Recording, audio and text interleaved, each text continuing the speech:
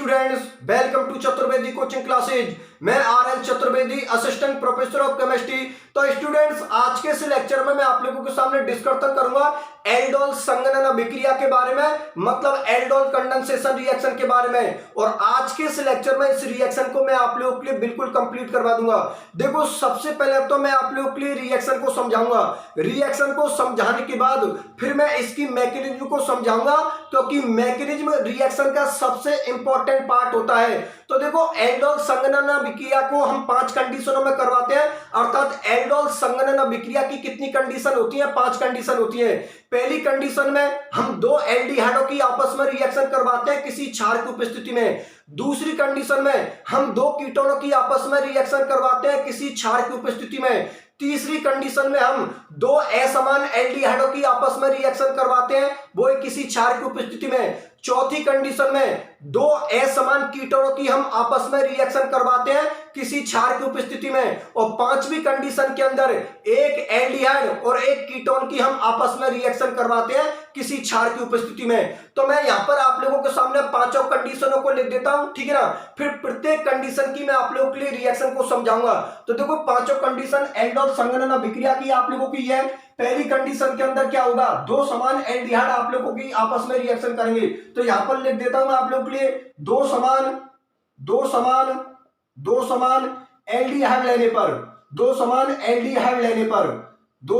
Aldehyde लेने पर, ठीक है ना, 2 समान एल्डिहाइड लेने पर। दूसरी कंडीशन के अंदर लिख देता हूं मैं आप लोगों के लिए 2 समान कीटोन लेने पर, 2 समान कीटोन लेने पर, ठीक है ना। मतलब 2 समान कीटोनों की आपस में रिएक्शन करवाते हैं हम किसी क्षार की उपस्थिति में। 2 समान कीटोन लेने पर, 2 समान कीटोन लेने पर।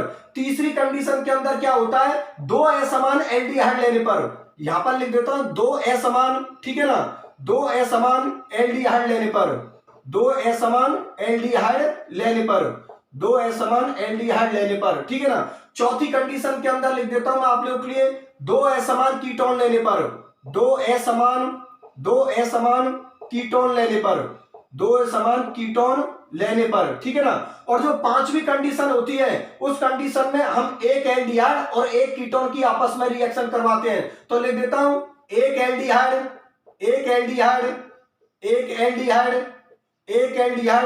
एक कीटोन लेने पर, एक एल्डिहाइड में एक कीटोन लेने पर, ठीक है ना, एक एल्डिहाइड में एक कीटोन लेने पर। तो एक बार मैं फिर से आप लोगों के लिए बता देता हूं, ये जो एल्डोल संघनन अभिक्रिया होती है, मतलब ये जो एल्डोल कंडेंसेशन रिएक्शन होती है, इस रिएक्शन के अंदर 2 एल्डिहाइड के मॉलिक्यूल्स या 2 कीटोन के मॉलिक्यूल्स या एक एल्डिहाइड और एक कीटोन का मॉलिक्यूल्स आपस में जुड़ जाते हैं, इसलिए इसको हम क्या बोलते हैं? संघनन अभिक्रिया।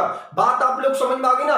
तो ये एल्डोल संघनन अभिक्रिया आप लोगों की 5 कंडीशन होती है। पहली कंडीशन के अंदर मैं क्या लूंगा? 2 समान एल्डिहाइड लूंगा और 2 समान एल्डिहाइडों की आपस में रिएक्शन करवाऊंगा किसी क्षार की उपस्थिति में, ठीक है ना। दूसरी कंडीशन के अंदर मैं क्या लूंगा? 2 समान कीटोन लूंगा और 2 समान कीटोनों की आपस में रिएक्शन करवाऊंगा किसी क्षार की उपस्थिति में। चलो ठीक है। तीसरी कंडीशन में मैं क्या करूंगा?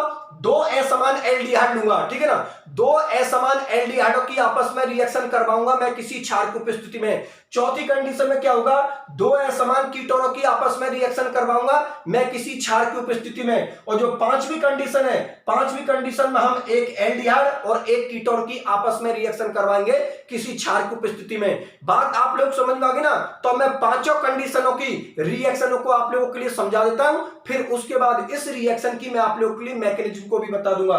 तो पहली कंडीशन को ले रहा हूं मैं आप लोगों के सामने 2 समान एल्डिहाइड लेने पर। तो 2 समान एल्डिहाइडों की आपस में रिएक्शन करवाता हूं, फिर देखते हैं हम लोगों का प्रोडक्ट क्या बनता है। तो देख लो बोर्ड की तरफ आप लोग।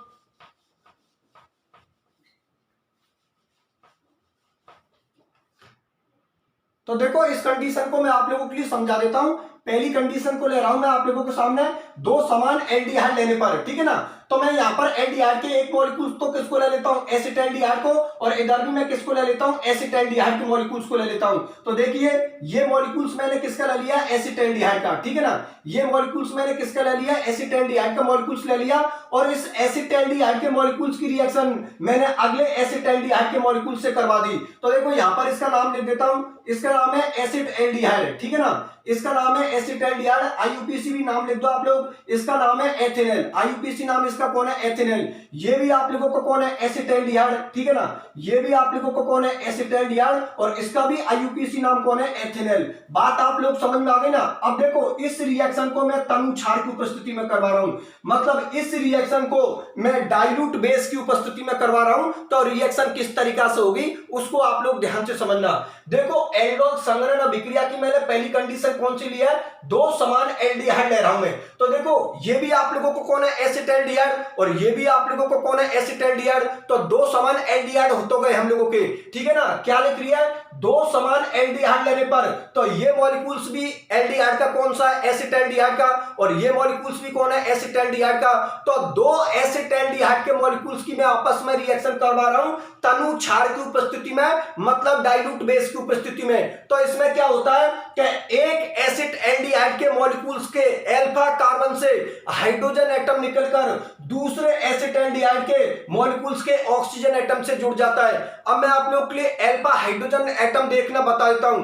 देखो जो क्रियात्मक समूह होता है अर्थात जो फंक्शनल ग्रुप होता है उसको हम जीरो पोजीशन देते हैं, उसके जस्ट वाला कार्बन कौन होता है अल्फा कार्बन और उससे जो हाइड्रोजन एटम जुड़ा होता है उसी को हम क्या बोलते हैं अल्फा हाइड्रोजन एटम। जैसे कि मुझे इसमें अल्फा हाइड्रोजन एटम देखने हैं तो ये हम लोगों को कौन हो गया क्रियात्मक समूह अर्थात फंक्शनल ग्रुप हो गया, तो इसको तो मैं कौन सी पोजीशन दे रहा हूं जीरो पोजीशन, ठीक है ना।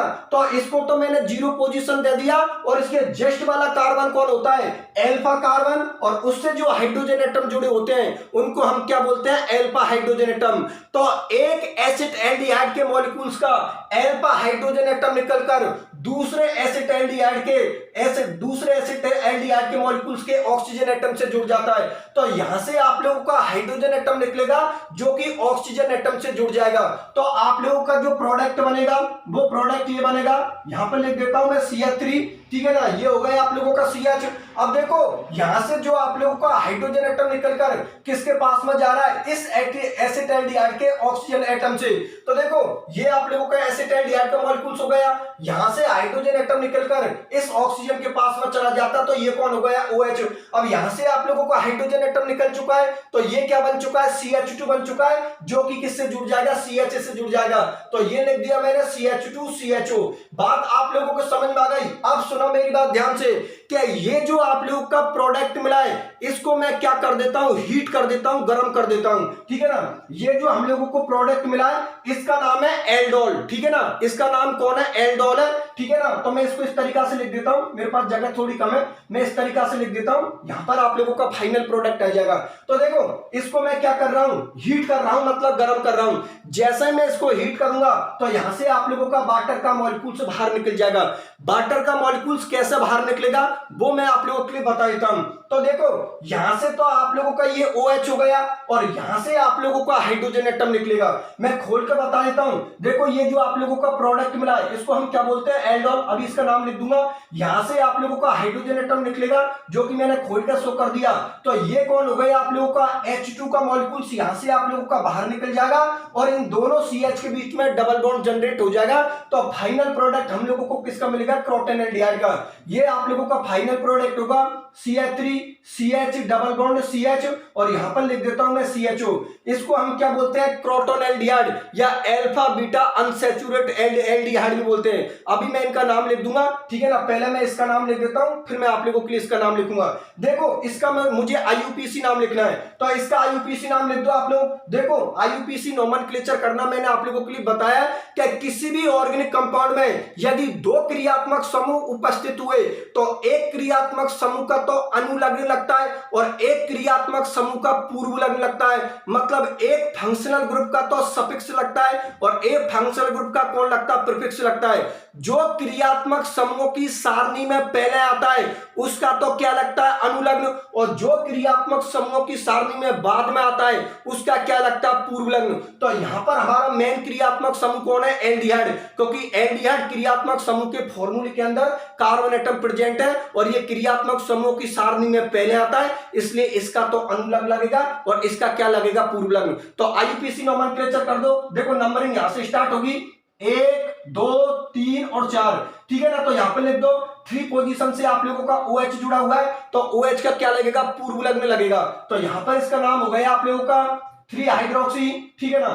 यहां पर इसका नाम हो गया 3 हाइड्रोक्सी, ठीक है ना। और देखो 1 2 3 4, ठीक है ना, 3 पोजीशन से आप लोगों का OH ग्रुप जुड़ा हुआ है और OH का जो पूर्व लिंग होता है वो क्या होता है, हाइड्रोक्सी। तो नाम क्या हो गया, 3 हाइड्रोक्सी, ठीक है ना। और 1 पोजीशन से आप लोगों का कौन जुड़ा हुआ है, CHO क्रियात्मक समूह, 4 कार्बन है, तो इसके लिए जो मूल शब्द होगा वो क्या होगा, ब्यूट, प्राथमिक अनुलग्न N, और जो द्वितीयक अनुलग्न होगा वो क्या होगा, L, ठीक है ना। CHO क्रियात्मक समूह नंबर 1 पोजीशन से जुड़ा हुआ है, तो यहां पर लिख दो आप लोग 1 ब्यूटेनॉल। बात आप लोगों को समझ में आ गई ना। तो इसका जो IUPAC नाम है वो क्या हुआ, 3 हाइड्रोक्सी 1 ब्यूटेनॉल, और इसको हम एल्डोल भी बोलते हैं, ठीक है ना। इसको हम क्या बोलते हैं, एल्डोल भी बोलते हैं। अब मैं आप लोगों के लिए ये बता देता हूं क्या इसको हम एल्डोल क्यों बोलते हैं। तो देखो वे ऑर्गेनिक कंपाउंड जिनके फॉर्मूले के अंदर एल्डिहाइड का फॉर्मूला भी प्रेजेंट होता है और आप लोगों का OH का मतलब एल्कोहल का फॉर्मूला भी प्रेजेंट होता है, मतलब वे ऑर्गेनिक कंपाउंड जिनके फॉर्मूले के अंदर एल्डिहाइड का फॉर्मूला भी प्रेजेंट होता है और एल्कोहल का फॉर्मूला भी प्रेजेंट होता है, उनको हम क्या बोलते हैं, एल्डोल। तो देखो ये जो एल्ड वर्ड यूज कर रखा है ये तो किसके लिए कर रखा है, एल्डिहाइड के लिए। भाई एल्डिहाइड को हम क्या बोलते हैं, एल्डिहाइड बोलते हैं, ठीक है ना। तो यहां पर शॉर्टकट में लिख रखा है आप लोगों का एल्ड, और ये जो OL शब्द यूज कर रखा है, ऑल शब्द यूज कर रखा है, ये किसके लिए कर रखा है, OH के लिए, क्योंकि हम जानते हैं कि जो OH होता है वो किसका क्रियात्मक समूह का फॉर्मूला होता है, एल्कोहल का, और एल्कोहल क्रियात्मक समूह का जो अनुलग्न होता है वो क्या होता है, ऑल होता है। तो इस ऑर्गेनिक कंपाउंड के अंदर OH ग्रुप भी आप लोगों का प्रेजेंट है और CHO भी प्रेजेंट है, इसीलिए इसको हम क्या बोलते हैं, एल्डोल बोलते हैं। बात आप लोगों को समझ में आ गई ना। एल्ड का मतलब तो क्या होता है, एल्डिहाइड, और ऑल का मतलब कौन होता है, एल्कोहल, ठीक है ना, क्योंकि ऑल जो अनुलग्न होता है वो किसका होता है, एल्कोहल का होता है। चलो ठीक है, बहुत अच्छी बात है। तो ये आप लोगों का कौन हो गया, एल्डोल। इस एल्डोल को जब मैंने हीट किया तो यहां से वाटर का मॉलिक्यूल्स आप लोगों को बाहर निकल जाएगा और यहां पर आप लोगों का डबल बॉन्ड जनरेट हो जाएगा। ये जो हम लोगों को प्रोडक्ट मिला है ये क्रोटोन एल्डिहाइड मिला है, तो मैं इसके सभी नाम लिख देता हूं, ठीक है ना। देखो एक इंपॉर्टेंट बात और बता देता हूं, ये जितने भी IUPAC नोमेनक्लेचर आ रहे हैं आप लोगों के या सामान्य नाम आ रहे हैं, इनका नोमेनक्लेचर आप लोगों को इंग्लिश में ही करना है। ये जब मैंने आप लोगों को नोमेनक्लेचर सिखाया था तब मैंने आप लोगों के लिए बात बोली थी कि जो IUPAC नोमेनक्लेचर के जो रूल दिए गए थे वो इंग्लिश को बेस मान के दिए गए थे, इसलिए आप इंग्लिश को बेस मानते हुए इनका नोमेनक्लेचर करना। बात आप लोग समझ में आ गए ना। इस बात को आप लोग विशेषकर ध्यान में रखना, क्योंकि एग्जाम की कॉपी है, अगर आप उसमें इंग्लिश में अगर IUPAC नोमेनक्लेचर करते हो तो एग्जामिनर पर इस चीज का बहुत ज्यादा इफेक्ट पड़ता है। तो आप लोग कोशिश किया करो कि इंग्लिश के अंदर ही IUPAC नोमेनक्लेचर को किया करो। बात समझ में आ गई ना। चलो ठीक है, इसका मैं नाम लिख देता हूं। सबसे पहले तो मैं इसका IUPAC नाम लिख देता हूं। तो इसका IUPAC नाम होगा 2इन, ठीक है ना, क्योंकि इसको नंबर 1 दोगे, इसको नंबर 2 दोगे, इसको नंबर 3 दोगे, इसके नंबर 4 दोगे। तो देखो यहां पर जो आप लोगों का 2 पोजीशन है, कार्बन नंबर 2 पर आप लोगों का डबल बॉन्ड है, तो डबल बॉन्ड के लिए अनुलग्न हम क्या लगाते हैं, इन लगाते हैं, तो 2इन, ठीक है ना। 4 कार्बन को हम क्या बोलते हैं, तो यहां पे लिख दो 1 ब्यूटेनॉल, ठीक है ना, इसको हम क्या बोलते हैं, 1 ब्यूटेनॉल। तो ये तो इसका IUPAC नोमेनक्लेचर हो गया। एक इसका नाम बनेगा अल्फा बीटा अनसैचुरेटेड एल्डिहाइड, क्योंकि अभी मैंने आप लोगों से क्या बात बोली है कि जो क्रियात्मक समूह होता है उसको हम 0 पोजीशन देते हैं, उसके जस्ट वाला कार्बन कौन होता है, अल्फा कार्बन होता है, फिर आप लोगों का कौन होता है, बीटा कार्बन। तो इसका जो दूसरा नाम होगा वो बनेगा अल्फा बीटा अनसैचुरेटेड एल्डिहाइड, ठीक है ना, अल्फा बीटा अनसैचुरेटेड एल्डिहाइड इसका दूसरा नाम बनेगा। और एक नाम बनेगा इसका क्रोटोन एल्डिहाइड, ठीक है ना, एक नाम इसका बनेगा क्रोटोन एल्डिहाइड, ठीक है ना, एक नाम इसका क्या बनेगा, क्रोटोन एल्डिहाइड। बात आप लोग समझ में आ गई ना। तो जितने भी इसके नाम बने हैं वो सभी नाम मैंने आप लोगों के सामने शो कर दिए। एक बार मैं फिर से आप लोगों के लिए रिएक्शन को एक्सप्लेन कर देता हूं।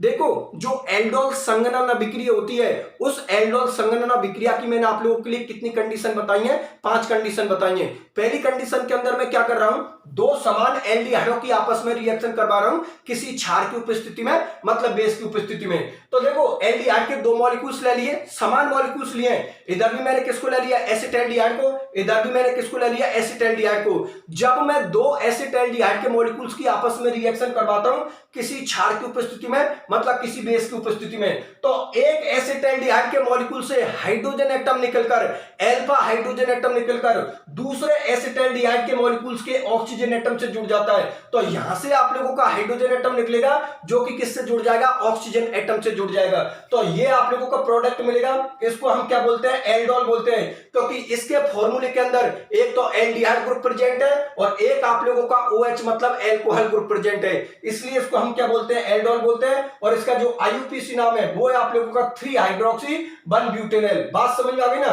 जैसे ही मैं इस मॉलिक्यूल्स को हीट करता हूं, गर्म करता हूं, तो यहां से आप लोगों का वाटर का मॉलिक्यूल्स बाहर निकल जाएगा और यहां पर डबल बॉन्ड जनरेट हो जाएगा। तो इसका जो IUPAC नाम बनेगा वो बनेगा 2 in 1 ब्यूटेनॉल, ठीक है ना, क्योंकि डबल बॉन्ड से आप लोगों को, जो कि आप लोग कार्बन नंबर 2 से डबल बॉन्ड जुड़ा हुआ है, और हम जानते हैं कि डबल बॉन्ड का अनुलग्न क्या होता है, इन होता है, तो इसका नाम हो गया 2 in 1 ब्यूटेनॉल। एक नाम हो गया इसका अल्फा बीटा अनसैचुरेटेड एल्डिहाइड। ये अनसैचुरेटेड वर्ड हम उनके लिए यूज करते हैं कि जिसमें डबल बॉन्ड और ट्रिपल बॉन्ड प्रेजेंट होता है। तो यहां पर डबल बॉन्ड प्रेजेंट है तो अनसैचुरेटेड मतलब असंतृप्त शब्द यूज किया है, ठीक है ना। और एक इसका जो कॉमन नेम है जिसको हम रूड नाम बोलते हैं, वो इसका नाम कौन है, आप लोगों का क्रोटोनेल्डिहाइड। बात आप लोग समझ में आ गई ना। ये क्रोटोनेल्डिहाइड इसका रूड नाम है, मतलब ये इसका सामान्य नाम है। तो जितने भी नाम आप लोगों को आते हैं उन सभी नामों को लिख देना, ठीक है ना, क्योंकि एग्जाम की कॉपी में जितने नाम लिखोगे उतना ही एग्जामिनर आपकी कॉपी को देखकर इंप्रेस होगा। बात आप लोग समझ में आ गई ना। तो मैं तो आप लोगों के सामने सभी नामों को शो करूंगा, ठीक है ना। मैं भी ये उम्मीद करता हूं कि आप लोग भी एग्जाम की कॉपी में सभी नामों को शो करोगे। बात आप लोग समझ में आ गई ना। तो ये रिएक्शन हो जाती है आप लोगों की दो समान एल्डिहाइड लेने पर। अब मैं दूसरी कंडीशन को ले रहा हूं जिसमें लूंगा मैं दो समान कीटोन लेने पर। तो चलो ठीक है, उस रिएक्शन को भी मैं आप लोगों के लिए कंप्लीट करवा देता हूं, ठीक है ना। दूसरे नंबर की कंडीशन में मैं क्या करूंगा, दो समान कीटोन लूंगा। तो देख लो, उस रिएक्शन को भी कंप्लीट करवा देता हूं।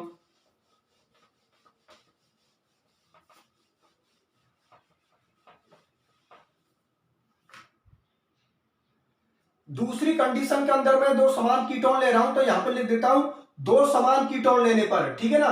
दो समान कीटोन लेने पर, दो समान कीटोन लेने पर, दो समान कीटोन लेने पर, मतलब यहां पर मैं दो समान कीटोन के मॉलिक्यूल्स ले रहा हूं और उनकी आपस में रिएक्शन करवा रहा हूं किसी क्षार की उपस्थिति में, मतलब किसी बेस की उपस्थिति में। तो कीटोन के मॉलिक्यूल्स के रूप में मैं किसको ले लेता हूं, एसीटोन को ले लेता हूं, ठीक है ना। ये मैंने किसको ले लिया, एसीटोन को ले लिया। ये फॉर्मूला किसको हो गया, एसीटोन को हो गया, ठीक है ना। और इधर भी मैं किसके मॉलिक्यूल्स को ले लेता हूं, एसीटोन के मॉलिक्यूल्स को ले लेता हूं, क्योंकि यहां पर मैं दो समान कीटोन ले रहा हूं। तो इधर भी मैंने एसीटोन का मॉलिक्यूल्स ले लिया और इधर भी मैंने एसीटोन का मॉलिक्यूल्स ले लिया। इसका नाम लिख देता हूं, इसका नाम है एसीटोन, ठीक है ना। इसका नाम एसीटोन है। IUPAC नाम होगा इसका 2 प्रोपेनॉल, ठीक है ना। IUPAC नाम होगा इसका 2 प्रोपेनॉल। इसका नाम भी कौन है, वही आप लोगों का एसीटोन है, ठीक है ना। IUPAC नाम होगा इसका 2 प्रोपेनॉल, ठीक है ना। IUPAC नाम क्या होगा इसका 2 प्रोपेनॉल। और ये रिएक्शन जो हो रही है आप लोगों की, ये तनु क्षार की उपस्थिति में हो रही है, मतलब डाइल्यूट बेस की उपस्थिति में हो रही है। तो इस रिएक्शन के अंदर भी वही कंडीशन बनेगी कि एक ही कीटोन के मॉलिक्यूल्स के अल्फा हाइड्रोजन कार्बन से, जो आप लोगों का अल्फा कार्बन है, वहां से हाइड्रोजन एटम निकलकर दूसरे कीटोन के मॉलिक्यूल्स के ऑक्सीजन एटम से जुड़ जाएगा। तो यहां पर एक एसीटोन का मॉलिक्यूल था आप लोगों का ये, एक एसीटोन का मॉलिक्यूल्स आप लोगों का ये। तो इस एसीटोन के मॉलिक्यूल्स के कार्बन एटम से जो हाइड्रोजन एटम जुड़ा हुआ है वो यहां से हटकर किसके पास में चला जाता है, दूसरे एसीटोन के मॉलिक्यूल्स के ऑक्सीजन एटम के पास में। तो यहां से हाइड्रोजन एटम निकलकर किसके पास में चला जाएगा, इस ऑक्सीजन एटम के पास में। तो जो हम लोगों को प्रोडक्ट मिलेगा वो किसका मिलेगा, कीटोन का मिलेगा। तो यहां पर जो आप लोगों को प्रोडक्ट मिला है वो मिला है CH3, ठीक है ना। यहां से हाइड्रोजन एटम निकलकर किसके पास में जा चुका है, इस ऑक्सीजन एटम के पास में जा चुका है, ठीक है ना। और ये CH3 को मैं आप लोगों के लिए यहां पर शो कर देता हूं, ठीक है ना। यहां पर शो कर दिया और देखो यहां से हाइड्रोजन एटम आप लोगों का निकलकर कहां पर जा चुका है, ऑक्सीजन एटम के पास में जा चुका है। तो ये क्या बन चुका है, आप लोगों का CH2 बन चुका है। तो यहां पर लिख देता हूं आप लोगों के लिए CH2, ठीक है ना।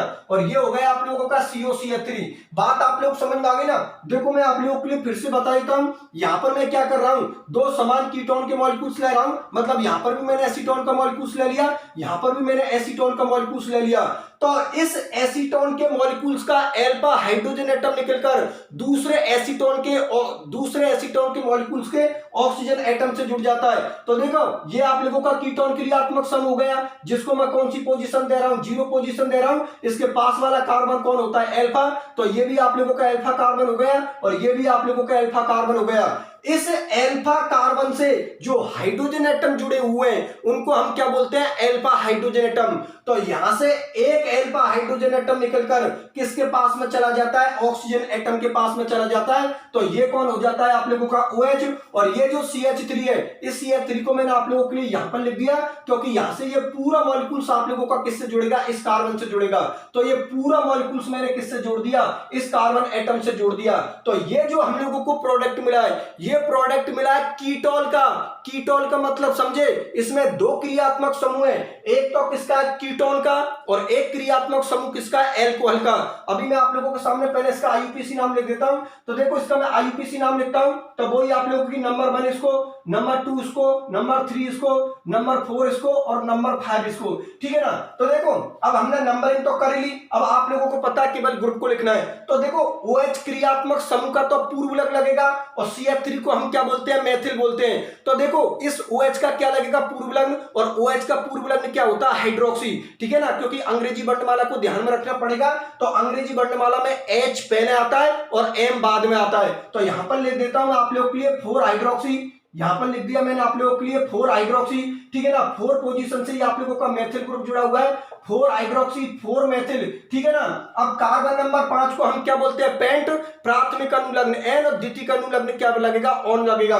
तो यहां पर कार्बन नंबर 2 से आप लोगों का कीटोन क्रियात्मक समूह जुड़ा हुआ है, तो इसका जो नाम हो गया वो देखो यहां पर लिख देता हूं, मेरे पास जगह कम है, यहां पर लिख देता हूं 2 पेंटेनॉल, ठीक है ना, 2 पेंटेनॉल। बात आप लोग समझ में आ गई ना। ये आप लोगों का मूल शब्द हो गया, ये आप लोगों का प्राथमिक अनुलग्न हो गया और ये आप लोगों का द्वितीयक अनुलग्न हो गया। और ये जो कीटोन क्रियात्मक समूह है वो कौन सी पोजीशन से जुड़ा हुआ है, दूसरी पोजीशन से जुड़ा हुआ है। चलो ठीक है, इसको हम क्या बोलते हैं, इसको हम बोलते हैं कीटोन। इसको हम क्या बोलते हैं, कीटोन बोलते हैं, क्योंकि इसमें 2 क्रियात्मक समूह है। एक क्रियात्मक समूह तो किसका है, कीटोन का, ठीक है ना। कीटोन का क्रियात्मक समूह कौन होता है, CO। तो एक तो आप लोगों का कौन है, कीटोन, और एक आप लोगों का कौन है, अल्कोहल। और अल्कोहल क्रियात्मक समूह का जो अनुलग्न होता है वो क्या होता है, ऑल होता है। इसलिए इस प्रोडक्ट को हम क्या बोलते हैं, कीटोल का बोलते हैं। बात समझ में आ गई। चलो ठीक है, अब मैं क्या करता हूं, ये जो कीटोल का मॉलिक्यूल्स हम लोगों को मिला प्रोडक्ट के रूप में, इसको मैं हीट कर देता हूं, मतलब गर्म कर देता हूं। तो जैसे मैं इसको हीट करूंगा तो यहां से आप लोगों का वाटर का मॉलिक्यूल्स बाहर निकल जाएगा।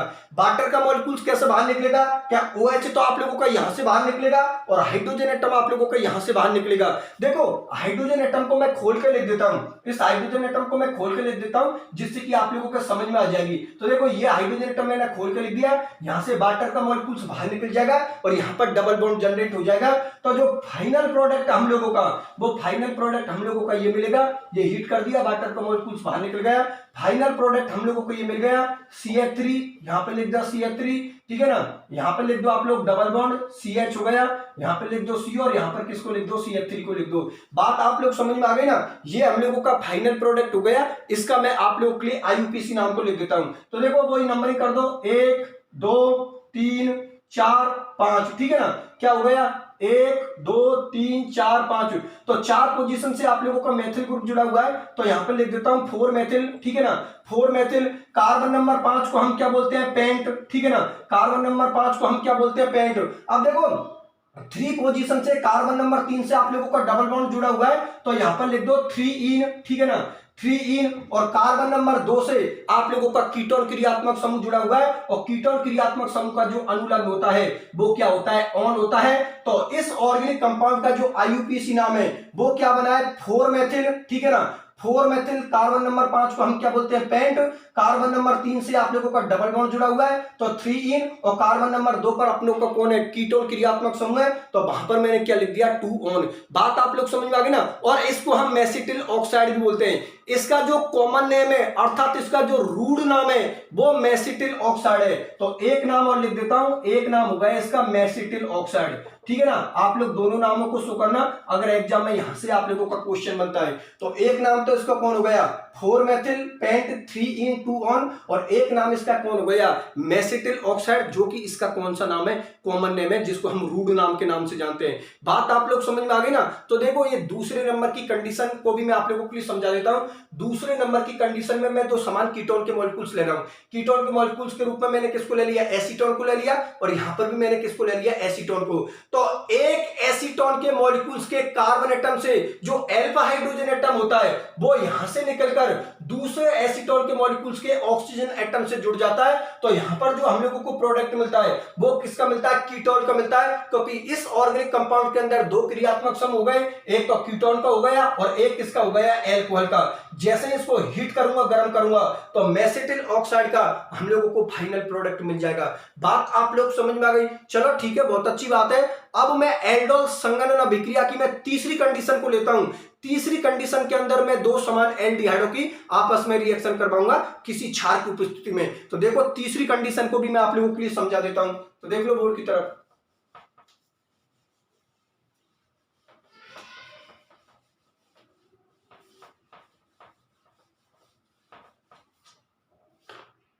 तीसरी कंडीशन के अंदर मैं आप लोगों के लिए यहां पर दो असमान एल्डिहाइड के मॉलिक्यूल्स ले रहा हूं। तो यहां पर हेडिंग डाल देता हूं, दो असमान एल्डिहाइड लेने पर, ठीक है ना, दो असमान एल्डिहाइड लेने पर मतलब दो असमान एल्डिहाइड के मॉलिक्यूल्सों की मैं आपस में रिएक्शन करवाऊंगा किसी क्षार की उपस्थिति में। तो देखो यहां पर एक मॉलिक्यूल्स तो मैं किसका ले रहा हूं, प्रोपेनेल का, और एक मॉलिक्यूल्स मैं किसका ले रहा हूं, एथिनेल का। इसका आपस में रिएक्शन करवाऊंगा किसी क्षार की उपस्थिति में। तो यहां पर तो मैंने आप लोगों के लिए प्रोपेनेल का मॉलिक्यूल्स ले लिया। ये मॉलिक्यूल्स तो आप लोगों का किसका हो गया, प्रोपेनेल का हो गया। यहां पर ले देता हूं, ये हो गया आप लोगों का प्रोपेनेल, ठीक है ना। और एक मॉलिक्यूल्स में यहां पर किसका ले रहा हूं, एथिनेल का ले रहा हूं, ठीक है ना। तो ये फॉर्मूला आप लोगों का किसका हो गया, एथिनेल का हो गया। इसको लिख देता हूं, ये हो गया आप लोगों का एथिनेल, जिसका कॉमन नेम होता है एसिटाल्डिहाइड, ठीक है ना। जिसका कॉमन नेम होता है, जिसको हम रूड नाम से जानते हैं, वो कौन होता है, एसिटाल्डिहाइड होता है। इसको रिएक्शन करवा रहा हूं मैं तनु क्षार की उपस्थिति में, मतलब डाइल्यूट बेस की उपस्थिति में। अब देखो इस रिएक्शन को आप लोग ध्यान से समझना, अभी आप लोगों को बहुत अच्छी तरीका से रिएक्शन समझ में आ जाएगी। देखो ध्यान से समझना, अभी मैंने आप लोगों से क्या बात बोली है कि इस कंडीशन में मैं दो असमान एल्डिहाइडों की रिएक्शन करवा रहा हूं। तो एक असमान एल्डिहाइड, तो ये तो किसका मॉलिक्यूल्स हो गया, प्रोपेनेल का हो गया, और ये मॉलिक्यूल्स आप लोगों का किसका हो गया, एथिनेल का मॉलिक्यूल्स हो गया। तो दोनों आप लोगों के असमान एल्डिहाइड के मॉलिक्यूल्स हो गए। अब यहां पर एक आप लोगों के एल्डिहाइड के मॉलिक्यूल से अल्फा हाइड्रोजन एटम निकलकर दूसरे एल्डिहाइड के मॉलिक्यूल्स के ऑक्सीजन एटम से जुड़ जाता है। तो देखो यहां पर आप लोगों का ये अल्फा कार्बन हो गया, और इस अल्फा कार्बन से जो हाइड्रोजन एटम जुड़ा हुआ है वही आप लोगों को कौन हो गया, अल्फा हाइड्रोजन एटम। यहां से अल्फा हाइड्रोजन एटम निकलेगा जो कि किससे जुड़ जाएगा, इस ऑक्सीजन से जुड़ जाएगा। तो जो प्रोडक्ट मिलेगा हम लोगों का वही एल्डोल का मिलेगा। प्रोडक्ट हम लोगों का ये होगा CH3 CH2। देखो ये तो कौन हो गया आप लोगों का CH, ठीक है ना, CH, और यहां से आप लोगों का अल्फा हाइड्रोजन एटम निकलकर किसके पास में चला गया, ऑक्सीजन के पास में। तो ये कौन हो गया आप लोगों का OH। तो यहां पर क्या बच गया आप लोगों का, CH2 बच गया। तो ये CH2 CHO को मॉलिक्यूल्स किससे जुड़ जाएगा, इस कार्बन से जुड़ जाएगा। तो यहां पर लिख देता हूं CH2 CHO। बात आप लोग समझ में आ गई ना। ये जो हम लोगों को प्रोडक्ट मिला है, ये प्रोडक्ट हम लोगों को किसका मिला है, एल्डोल का मिला है, क्योंकि इस फॉर्मूले के अंदर एक तो एल्डिहाइड क्रियात्मक समूह है और एक आप लोगों का एल्कोहल क्रियात्मक समूह है। तो मैं इसका आईयूपीएसी नाम लिख देता हूं। देखो वही कंडीशन बनेगी आईयूपीएसी नोमेनक्लेचर में, नंबरिंग कर दो 1 2 3 4 5। देखो ये जो मैं नंबरिंग करके शो कर रहा हूं आप लोगों के लिए, ये मैं आप लोगों के लिए समझाने के लिए शो कर रहा हूं। आप लोगों को एग्जाम की कॉपी में ये करने की कोई जरूरत नहीं है, आप तो डायरेक्ट नाम लिखना, ठीक है ना। मैं इसलिए शो कर रहा हूं कि किसी स्टूडेंट को अगर आईयूपीएसी नोमेनक्लेचर नहीं आता है तो वो यहां से भी आईयूपीएसी नोमेनक्लेचर को सीख सकता है, ठीक है ना। तो देखो 3 पोजीशन से आप लोगों का OH क्रियात्मक समूह जुड़ा हुआ है। तो यहां पर OH क्रियात्मक समूह का क्या लगेगा, पूर्व लगने लगेगा, प्रीफिक्स लगेगा, जो कि कौन होता है, हाइड्रोक्सी होता है। तो इसका जो आईयूपीएसी नाम हो गया वो हो गया 3 हाइड्रोक्सी, ठीक है ना। क्या हो गया, 3 हाइड्रोक्सी। अब देखो कार्बन नंबर 5 का जो मूल शब्द होता है, अर्थात जो वर्ड रूट होता है, वो कौन होता है, पेंट होता है। प्राथमिक अनुलग्न N और द्वितीय अनुलग्न क्या लगेगा, L लगेगा, ठीक है ना। तो यहां पर ले देता हूं 1 पेंटेनेल, ठीक है ना। यहां पर इसका आईयूपीएसी नाम हो गया 1 पेंटेनेल। पहले तो ये बात बताओ, ये बात आप लोग समझ में आ गई ना। और इसको हम क्या बोल रहे हैं, एल्डोल का मॉलिक्यूल्स बोल रहे हैं, मतलब ये एल्डोल का प्रोडक्ट मिल गया।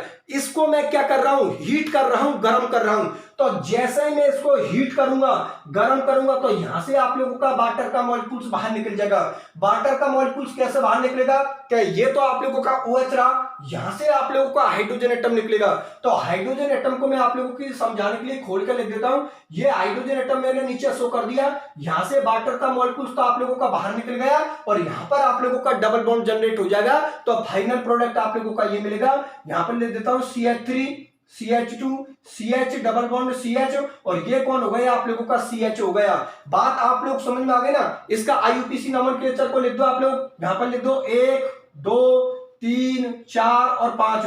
तो देखो कार्बन नंबर 2 से आप लोगों का डबल बॉन्ड जुड़ा हुआ है, तो यहां पर लिख दो 2 इन, ठीक है ना। यहां पर लिख दो आप लोग 2 इन और यहां पर लिख दो 1 पेंटेनल, ठीक है ना। यहां पर आप लोग क्या लिख दो? 1 पेंटेनल, ठीक है ना। एक नाम तो आप लोगों का ये हो गया और एक नाम हो गया alpha beta unsaturated aldehyde, alpha beta unsaturated aldehyde. पहले तो ये बात बताओ, ये बात आप लोगों को समझ में आ गई? चलो ठीक है, बहुत अच्छी बात है। एक बार फिर से इस रिएक्शन को मैं आप लोगों के लिए समझा देता हूं। देखो एल्डोल संघनन अभिक्रिया की जो तीसरी कंडीशन है, तीसरी कंडीशन में मैं क्या कर रहा हूं? दो असमान एल्डिहाइड के मॉलिक्यूल्सों की आपस में रिएक्शन करवा रहा हूं। एक एल्डिहाइड का मॉलिक्यूल्स तो मैंने किसको ले लिया? प्रोपेनॉल का ले लिया, और एक मैंने किसका ले लिया? एथेनॉल का ले लिया, ठीक है ना।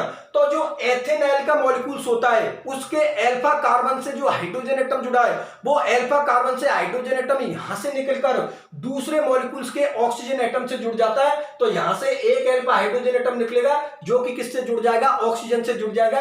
किसकी प्रेजेंस में? तनु क्षार की उपस्थिति में। तो देखो यहां पर तो आप लोगों के इस कार्बन से यहां से अल्फा हाइड्रोजन एटम जुड़ चुका है, तो ये तो हो गया आप लोगों का OH, और ये CH2 CHO का मॉलिक्यूल्स किससे जुड़ जाएगा? इस कार्बन से जुड़ जाएगा।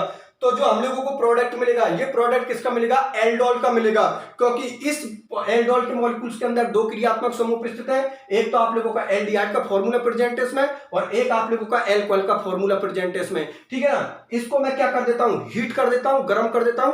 जैसे मैं इसको हीट करूंगा, यहां से वाटर का मॉलिक्यूल्स बाहर निकल जाएगा और यहां पर आप लोगों का डबल बॉन्ड जनरेट हो जाएगा, जिसका IUPAC नाम होगा 2 in 1 पेंटेनल, ठीक है ना। और एक नाम इसका बनेगा अल्फा बीटा अनसैचुरेटेड एल्डिहाइड। बात आप लोग समझ में आ गई ना।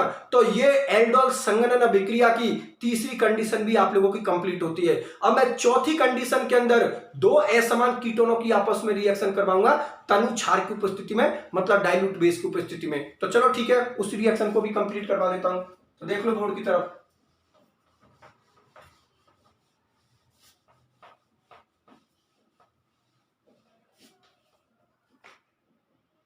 तो देखो चौथी कंडीशन के अंदर मैं दो कीटोन के मॉलिक्यूल्स ले रहा हूं, तो यहां पे ले देता हूं दो असमान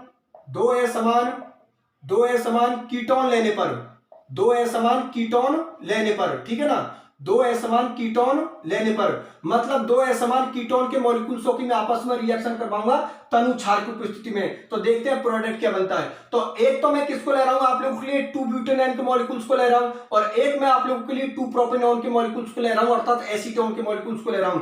तो यहां पर लिख दिया मैंने आप लोगों के लिए CH3 CH2 CO CH3, ठीक है ना। इसको हम क्या बोलते हैं? ब्यूटेनॉन, ठीक है ना। इसको हम क्या बोलते हैं? ब्यूटेनॉन बोलते हैं, अर्थात इसका जो IUPAC नाम है वो कौन है? 2 ब्यूटेनॉन। चलो ठीक है। और एक मैं किसको ले रहा हूं? प्रोपेनॉन के मॉलिक्यूल्स ले रहा हूं, तो यहां पर लिख दिया मैंने प्रोपेनॉन का मॉलिक्यूल, ठीक है ना। इसको हम कॉमन नेम में क्या बोलते हैं? एसीटोन बोलते हैं। तो यहां पर लिख देता हूं मैं आप लोगों के लिए 2 प्रोपेनॉन, ठीक है ना। ये कौन हो गया? आप लोगों के 2 प्रोपेनॉन का मॉलिक्यूल्स हो गया, जिसका कॉमन नेम क्या होता है? एसीटोन होता है। चलो ठीक है, इनकी आपस में रिएक्शन करवा रहा हूं मैं तनु क्षार की उपस्थिति में, मतलब डाइल्यूट बेस की उपस्थिति में। तो देखो कंडीशन आप लोगों की वही होगी कि एक मॉलिक्यूल्स के अल्फा कार्बन निकलेगा, दूसरे मॉलिक्यूल्स के ऑक्सीजन एटम से जुड़ेगा। बात आप लोग समझ में आ गई ना। एक बार मैं फिर से आप लोगों के लिए बता देता हूं। एल्डोल संघनन अभिक्रिया की जो चौथी कंडीशन है उसमें मैं दो असमान कीटोन ले रहा हूं। तो एक कीटोन का मॉलिक्यूल्स तो मैंने किसका ले लिया? 2 ब्यूटेनॉन का ले लिया, और एक मॉलिक्यूल्स मैंने किसका ले लिया? 2 प्रोपेनॉन का मॉलिक्यूल्स ले लिया। ये आप लोगों का कीटोन का मॉलिक्यूल्स अलग है, ये कीटोन का मॉलिक्यूल्स आप लोगों का अलग है। इनकी मैं आपस में रिएक्शन करवा रहा हूं तनु क्षार की उपस्थिति में। तो देखो ये आप लोगों का जो कीटोन क्रियात्मक समूह है उसको मैं कौन सी पोजीशन दे रहा हूं? 0 पोजीशन। उसके जस्ट वाला जो कार्बन होगा वो अल्फा कार्बन होगा, और उससे जो हाइड्रोजन एटम जुड़ा होगा वो अल्फा हाइड्रोजन एटम होगा। तो यहां से ये आप लोगों का अल्फा हाइड्रोजन एटम हो गया और यहां से ये भी आप लोगों का अल्फा हाइड्रोजन एटम हो गया। मतलब कार्बन से जो हाइड्रोजन एटम जुड़े हुए हैं वो आप लोगों के अल्फा हाइड्रोजन एटम हो गए। तो यहां से आप लोगों का अल्फा हाइड्रोजन एटम बाहर निकलेगा जो कि 2 ब्यूटेनॉल के मॉलिक्यूल्स के ऑक्सीजन एटम से जुड़ जाएगा। तो जो आप लोगों का प्रोडक्ट मिलेगा वो प्रोडक्ट ही मिलेगा, यहां पर लिख देता हूं CH3 CH2, ठीक है ना। ये CH3 को मैं यहां पर लिख देता हूं, ये CH3 लिख दिया। यहां से हाइड्रोजन एटम निकला है जो कि ऑक्सीजन एटम से जुड़ गया, तो ये कौन हो जाएगा आप लोगों का OH और बचा कुछ है पूरा मॉलिक्यूल किससे जुड़ जाएगा, कार्बन से जुड़ जाएगा। अर्थात ये हो गया आप लोगों का CH2 COCH3। बात आप लोगों को समझ में आ गई? चलो ठीक है, बहुत अच्छी बात है। ये जो हम लोगों को प्रोडक्ट मिला है वो किसका मिला है, कीटोन का मिला है, क्योंकि इस ऑर्गेनिक कंपाउंड के अंदर दो क्रियात्मक समूह है, एक तो कीटोन क्रियात्मक समूह है और एक एल्कोहल क्रियात्मक समूह है। इसलिए इसको हम क्या बोलते हैं, कीटोन बोलते हैं, जिसका IUPAC नाम आप लोगों को कहा है वो मैं बता देता हूं। नंबरिंग कर दो, 1 2 3 4 5 और कितने हो गए, यहां पर 6 हो गए, ठीक है ना। नंबरिंग कर दो, कार्बन नंबर 4 से OH भी जुड़ा हुआ है और कार्बन नंबर 4 से CH3 भी जुड़ा हुआ है। OH को हम क्या बोल रहे हैं यहां पर, हाइड्रोक्सी, और CH3 को हम क्या बोल रहे हैं, मेथिल। तो अंग्रेजी वर्णमाला को हम लोगों को ध्यान में रखना है, अंग्रेजी वर्णमाला में H पहले आता है, इसलिए इसका जो IUPAC नाम होगा वो होगा 4 हाइड्रोक्सी, ठीक है ना, 4 हाइड्रोक्सी 4 मेथिल, 4 हाइड्रोक्सी 4 मेथिल, और ये हो गया आप लोगों का 2 हेक्सेनॉन, ये हो गया आप लोगों का 2 हेक्सेनॉन। मेरी बात आप लोग समझ में आ गई ना।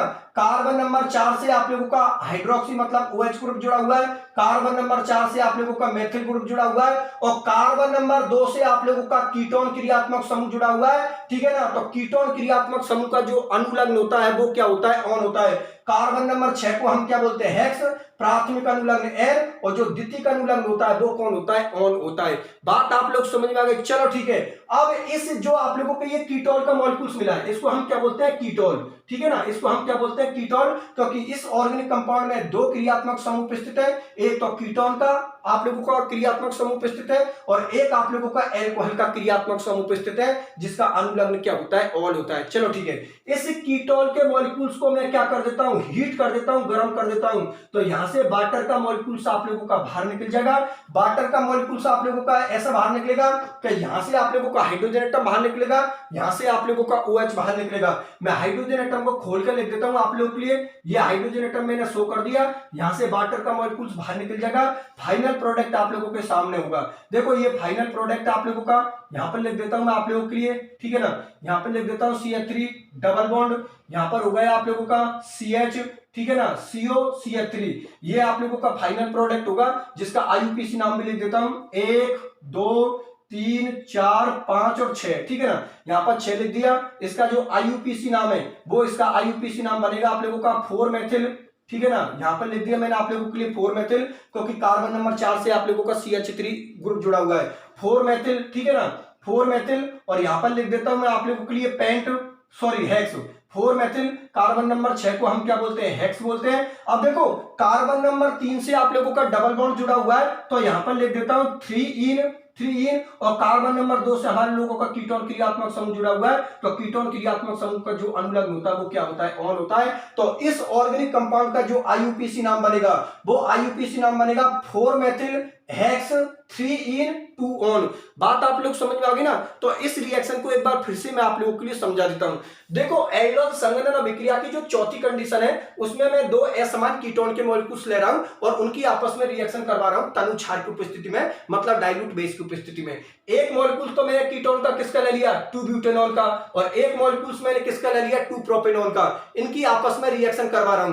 तो देखो यहां से 2 प्रोपेनॉल के मॉलिक्यूल्स का जो कार्बन एटम है, अल्फा कार्बन एटम है, उससे जो अल्फा हाइड्रोजन एटम जुड़ा हुआ है वो वहां से हटकर किसके पास में चला जाता है, ऑक्सीजन एटम के पास में चला जाता है। तो ये कौन हो जाता है, आप लोगों का OH हो जाता है, ठीक है ना। CH3 ये वाला मैंने यहां पर शो कर दिया, और ये पूरा मॉलिक्यूल फिर किससे जुड़ जाएगा, इस कार्बन एटम से जुड़ जाएगा जो मैंने यहां पर जोड़ दिया। ये जो हम लोगों को प्रोडक्ट मिला है ये किसका प्रोडक्ट मिला है, हम लोगों का कीटोल का। इस कीटोल का जो प्रोडक्ट मिला है जैसे ही इसको हम हीट करते हैं, हीट करते ही वाटर का मॉलिक्यूल बाहर निकल जाएगा और फाइनल प्रोडक्ट हम लोगों के सामने होगा। यहां से आप लोगों का वाटर का मॉलिक्यूल बाहर निकल गया तो यहां पर डबल बॉन्ड जनरेट हो जाएगा और फाइनल प्रोडक्ट होगा 4 मेथिल हेक्स 3 * 1। बात आप लोग समझ में आ गई? चलो ठीक है, बहुत अच्छी बात है। और इसी के साथ आप लोगों की एल्डोल संघनन अभिक्रिया की ये चौथी कंडीशन भी कंप्लीट होती है। अब एल्डोल संघनन अभिक्रिया की मैं पांचवी कंडीशन को ले रहा हूं। पांचवी कंडीशन के अंदर मैं एक एल्डिहाइड के मॉलिक्यूल्स को ले रहा हूं और एक कीटोन के मॉलिक्यूल्स को ले रहा हूं और उनकी आपस में रिएक्शन करवाऊंगा तनु क्षार की उपस्थिति में। तो देखते हैं हम लोगों को प्रोडक्ट किसका मिलता है। तो देखो बोर्ड की तरफ, उस रिएक्शन को भी मैं आप लोगों के लिए कंप्लीट करवा देता हूं, देख लो आप लोग।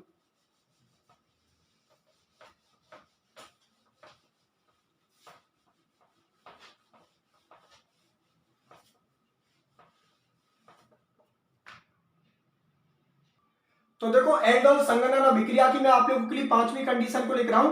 पांचवी कंडीशन के अंदर एक एल्डिहाइड का मॉलिक्यूल्स ले रहा हूं और एक कीटोन का मॉलिक्यूल्स ले रहा हूं और उनकी आपस में मैं रिएक्शन करवा रहा हूं। तो यहां पर लिख देता हूं मैं आप लोगों के लिए एक एल्डिहाइड, एक एल्डिहाइड, एक एल्डिहाइड, एक एल्डिहाइड एवं एक कीटोन का मॉलिक्यूल्स लेने पर, एक एल्डिहाइड एवं एक कीटोन का मॉलिक्यूल्स लेने पर, एक कीटोन, एक एल्डिहाइड व एक कीटोन लेने पर, एक एल्डिहाइड व एक कीटोन लेने पर, एक एल्डिहाइड व एक कीटोन लेने पर, मतलब एक मॉलिक्यूल्स तो मैं किसका ले रहा हूं? एल्डिहाइड का मॉलिक्यूल्स ले रहा हूं और एक मॉलिक्यूल्स मैं किसका ले रहा हूं? कीटोन का मॉलिक्यूल्स ले रहा हूं और उनकी आपस में रिएक्शन करवा रहा हूं। तो देखो यहां पर कीटोन के मॉलिक्यूल्स के रूप में तो मैं किसको ले रहा हूं? एसीटोन के मॉलिक्यूल्स को ले रहा हूं, ठीक है ना। कीटोन के मॉलिक्यूल्स के रूप में तो मैं किसको ले रहा हूं?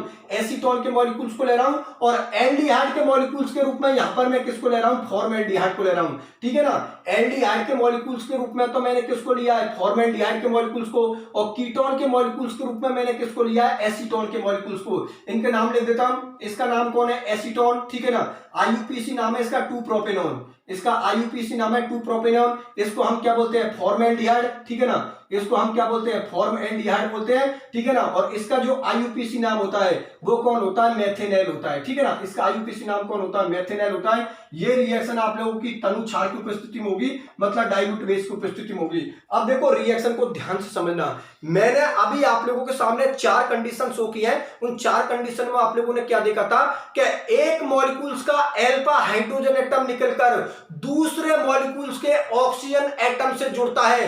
बात आप लोग समझ में आ गई ना। तो गौर से देखिए, ये जो फॉर्म एल्डिहाइड का मॉलिक्यूल्स है इसके पास में अल्फा हाइड्रोजन एटम प्रेजेंट नहीं है। ध्यान में रखना, अगर क्रियात्मक समूह के पास में कोई कार्बन जुड़ा हुआ नहीं है और केवल हाइड्रोजन एटम जुड़ा हुआ है तो उसको हम अल्फा हाइड्रोजन एटम नहीं मानेंगे।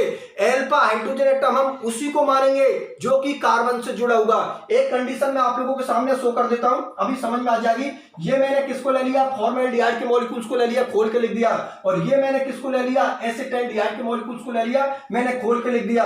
तो देखो मैंने आप लोगों से क्या बात बोली है कि जो क्रियात्मक समूह होता है अर्थात जो फंक्शनल ग्रुप होता है उसको हम कौन सी पोजीशन देते हैं? 0 पोजीशन। और उसके पास में जो कार्बन एटम होता है उसको हम कौन सी पोजीशन देते हैं? Alpha position. और उससे जो हाइड्रोजन एटम जुड़ा होता है उसी को हम अल्फा हाइड्रोजन एटम मानते हैं। तो ध्यान में रखना, इस फॉर्मल्डिहाइड के जो फॉर्मूले के अंदर इस हाइड्रोजन के पास में कार्बन एटम प्रेजेंट नहीं है। तो यदि इसके पास में कार्बन एटम प्रेजेंट नहीं है तो इसको हम अल्फा हाइड्रोजन एटम नहीं मानेंगे।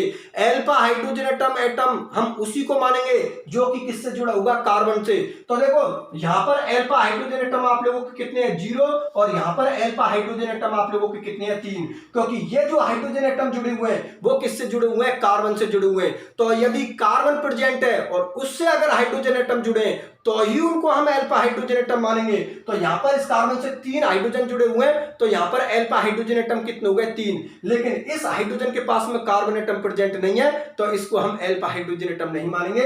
तो इसमें जो अल्फा हाइड्रोजन एटम होंगे वो कितने होंगे? आप लोगों के 0। बात समझ में आ गई? तो देखो इस फॉर्मल्डिहाइड के मॉलिक्यूल्स के पास में तो अल्फा हाइड्रोजन एटम प्रेजेंट ही नहीं है तो यहां से तो हाइड्रोजन एटम नहीं निकलेगा। लेकिन इसके पास में तो अल्फा हाइड्रोजन एटम प्रेजेंट है। देखो ये तो आप लोगों का मेन क्रियात्मक समूह हो गया, उसके पास का कार्बन कौन हो गया? अल्फा। तो इसके पास में 3 अल्फा हाइड्रोजन एटम तो ये रहे और 3 अल्फा हाइड्रोजन एटम ये रहे आप लोगों के।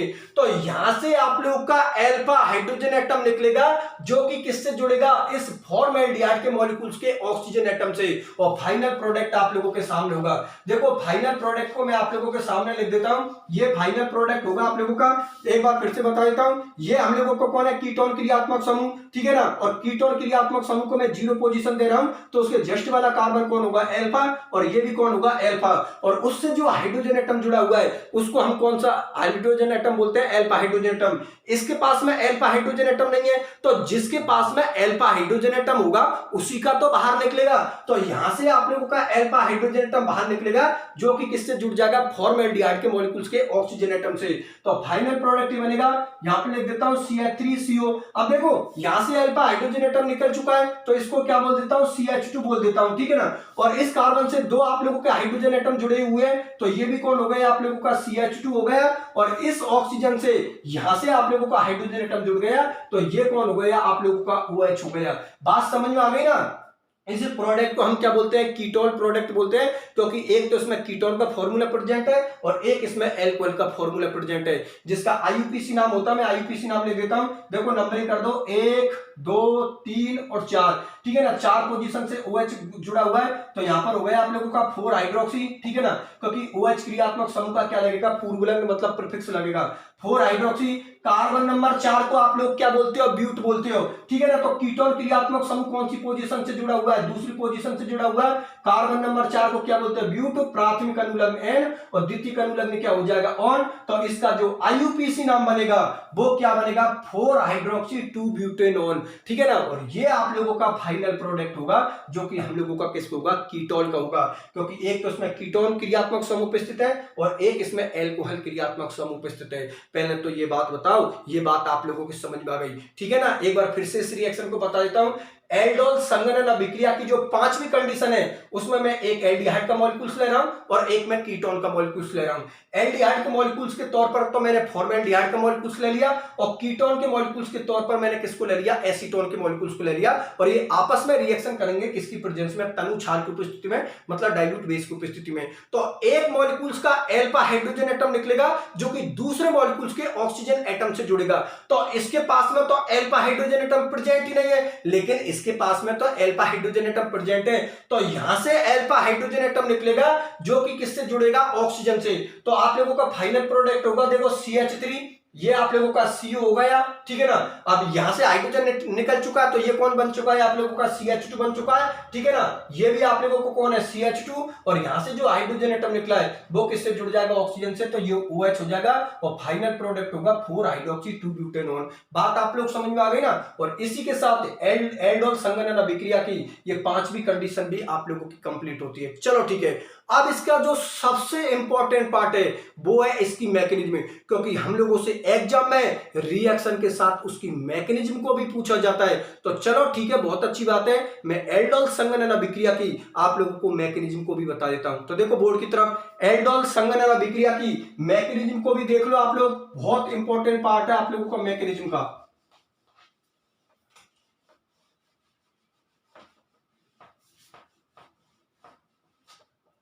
तो अब मैं आप लोगों के लिए इसकी क्रिया विधि को मतलब मैकेनिज्म को बता देता हूं, ठीक है ना। एल्डोल संघनन अभिक्रिया की क्रिया विधि को मतलब मैकेनिज्म को आप लोगों के लिए बता देता हूं।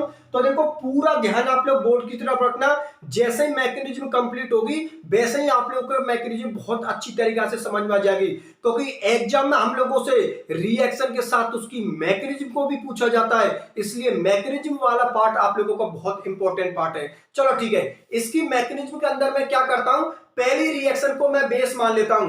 पहली रिएक्शन में हम लोगों ने क्या किया था, दो समान एल्डिहाइडों की आपस में रिएक्शन करवाई थी क्षार की उपस्थिति में, ठीक है ना। उस रिएक्शन को बेस मानते हुए मैं आप लोगों के लिए इसकी मैकेनिज्म को मतलब क्रिया विधि को बता रहा हूं। तो देखो ये जितनी भी रिएक्शन हुई है आप लोगों की 5 कंडीशनों में रिएक्शन हुई है, और पांचों कंडीशनों में मैंने क्षार को यूज में लिया है, मतलब बेस को यूज में लिया है। तो क्षार के मॉलिक्यूल्स के रूप में मैं किसको ले लेता हूं, NaOH के मॉलिक्यूल्स को ले लेता हूं। और आप लोगों को पता है कि एल्डिहाइड और कीटोनों की जो मेन केमिकल रिएक्शन होती है वो कौन होती है, नाभिक स्नेह योगात्मक अभिक्रिया, मतलब न्यूक्लियोफिलिक एडिशन रिएक्शन। इनमें कार्बोनाइल कंपाउंडों पर पहला अटैक कौन करेगा, न्यूक्लियोफाइल करेगा। ये सारी चीजों का डिस्कशन मैं इससे पहले वाले लेक्चर में आप लोगों के लिए कर चुका हूं। तो देखो क्षार के मॉलिक्यूल्स के रूप में मैं किसको ले लेता हूं, NaOH के मॉलिक्यूल्स को ले लेता हूं, क्योंकि NaOH भी कौन होता है, क्षार होता है, मतलब बेस होता है। अब आप लोगों को पता है NaOH का मॉलिक्यूल किस में टूटता है, Na प्लस में, ठीक है ना, Na+ में और OH- में, ठीक है ना। अब हम लोगों को प्लस से तो कोई मतलब नहीं है, हमारा मतलब तो किससे होगा, माइनस से होगा, क्योंकि जिस स्पीसीज के पास में नेगेटिव चार्ज होगा वही हम लोगों का न्यूक्लियोफाइल होगा, मतलब नाभिक किस नहीं होगा। तो ये हम लोगों को कौन मिल गया, न्यूक्लियोफाइल मिल गया, ठीक है ना। ये हम लोगों को कौन मिल गया, न्यूक्लियोफाइल मिल गया। अब आप लोगों को पता है हम लोगों के पास में दो एसिटाल्डिहाइड के मॉलिक्यूल्स हैं, ठीक है ना, दो एल्डिहाइड के मॉलिक्यूल्स हैं, तो दो एल्डिहाइड के मॉलिक्यूल्स के रूप में हम लोगों को दो न्यूक्लियोफाइल की जरूरत पड़ेगी। तो एक न्यूक्लियोफाइल तो हम लोगों को मिल गया जो कि एसिटाल्डिहाइड के पहले मॉलिक्यूल से रिएक्शन कर लेगा। तो देखो यहां पर मैं एसिटाल्डिहाइड के मॉलिक्यूल्स को लिख देता हूं आप लोगों के लिए। ये मैंने किसको लिख दिया, एसिटाल्डिहाइड के मॉलिक्यूल्स को लिख दिया, ठीक है ना। और इस पर अटैक कौन करेगा, आप लोगों का न्यूक्लियोफाइल करेगा, मतलब नाभिक स्नेही करेगा, ठीक है ना। इस पर अटैक कौन करेगा, आप लोगों का न्यूक्लियोफाइल करेगा, मतलब आप लोगों का नाभिक स्नेही करेगा।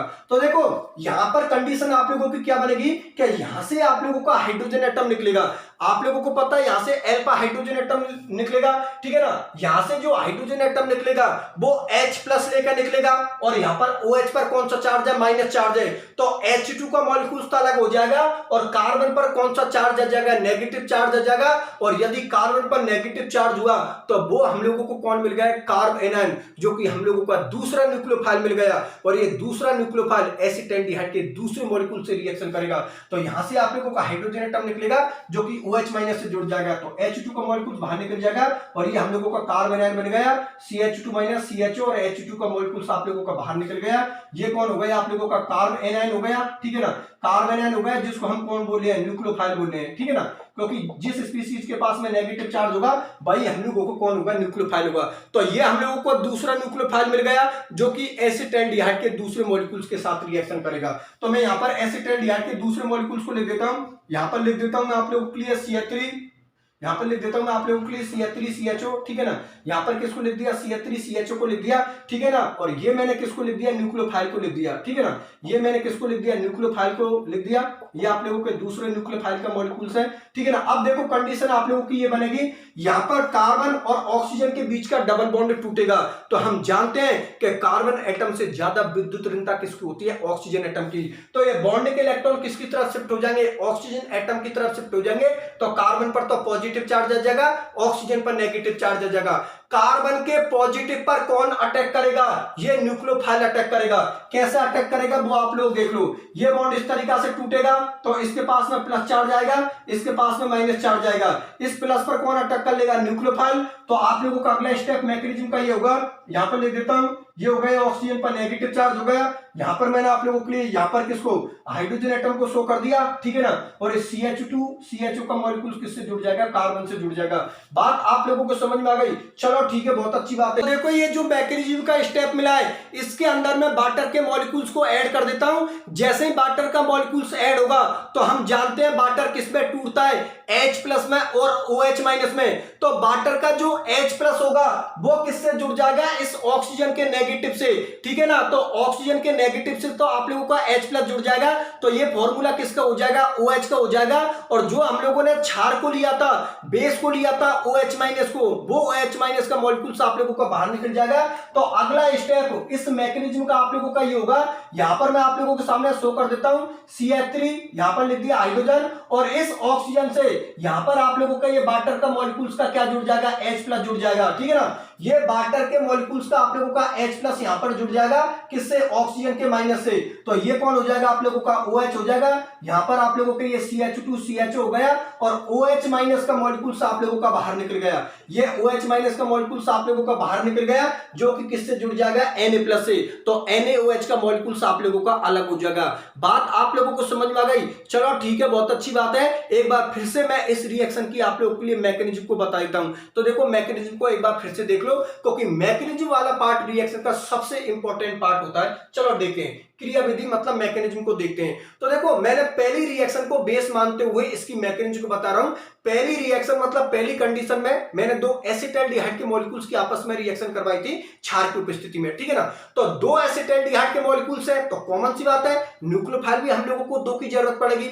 रिएक्शन किसकी उपस्थिति में हुई है, क्षार की उपस्थिति में। क्षार के मॉलिक्यूल्स के रूप में मैंने किसको ले लिया, NaOH को ले लिया। NaOH का मॉलिक्यूल किस में टूटता है, Na+ में और OH- में। हम लोगों को OH- मिलते ही हमारा काम हो गया, क्योंकि हम लोगों को पहला न्यूक्लियोफाइल मिल गया। अभी हम लोगों को जो पहला न्यूक्लियोफाइल मिला है, ये एसिटाल्डिहाइड के पहले मॉलिक्यूल से रिएक्शन करेगा। तो ये एसिटाल्डिहाइड का मॉलिक्यूल ले लिया और ये हम लोगों ने पहला न्यूक्लियोफाइल ले लिया। यहां से आप लोगों का अल्फा हाइड्रोजन एटम निकलेगा। क्या लेकर निकलेगा, प्लस लेकर निकलेगा, क्योंकि यहां पर वो कार्बन एटम से जुड़ा हुआ है और हम जानते हैं कार्बन एटम की विद्युत ऋणता हाइड्रोजन एटम से ज्यादा होती है। तो H+ यहां से निकलेगा, जो कि किससे जुड़ेगा, OH- से। तो H2 का मॉलिक्यूल तो आप लोगों का बाहर निकल गया, ठीक है ना, और ये हम लोगों को दूसरा न्यूक्लियोफाइल मिल गया।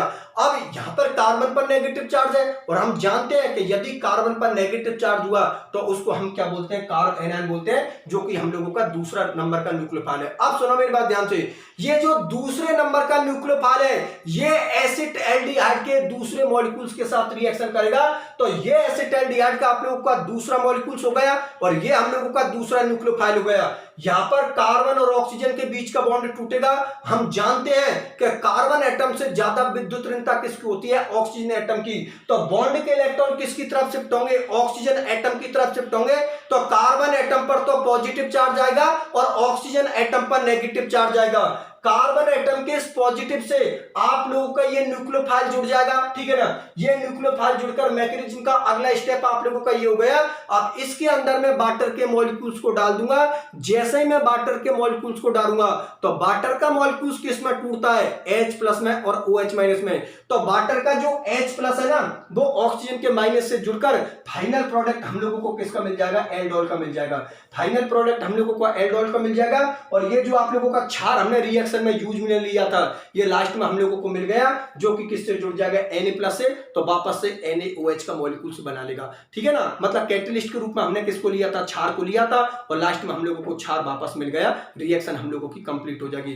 बात आप लोग समझ में आ गई? चलो ठीक है, बहुत अच्छी बात है स्टूडेंट्स। और इसी के साथ इसकी ये मैकेनिज्म भी क्लियर होती है और मैकेनिज्म के साथ ही ये एल्डोल संघनन अभिक्रिया, मतलब एल्डोल कंडेंसेशन रिएक्शन भी आप लोगों की कंप्लीट होती है। ठीक है स्टूडेंट, तो आज के लेक्चर को मैं यहीं तक रखता हूं। अगले लेक्चर में मैं डिस्कशन करूंगा पर्किंग अभिक्रिया के बारे में, ठीक है ना, मतलब पर्किंग रिएक्शन के बारे में। तो जुड़े रहिए मेरे साथ, मिलता हूं अगले लेक्चर में। धन्यवाद।